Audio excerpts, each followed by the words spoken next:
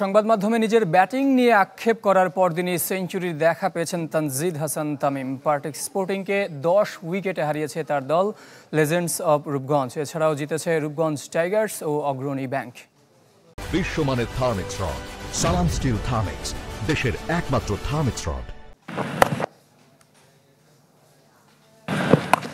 প্রত্যাবর্তনে দলকে সাফল্য এনে দিলেন নাসির হোসেন।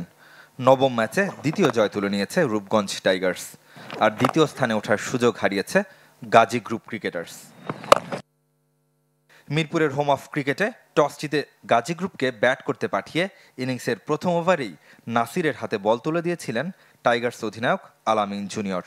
10 ওভারে 31 রান দিয়ে শামীম মিয়ার উইকেট তুলে নিয়েছেন নাসির। 159 রানে অল আউট হয় গাজী গ্রুপ।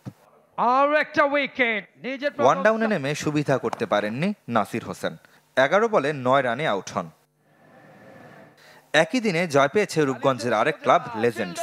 তানজিদ তামিমের বিধ্বংসী ব্যাটিংয়ে পার্টেক্স স্পোর্টিং ক্লাবকে হারিয়েছে 10 উইকেটে।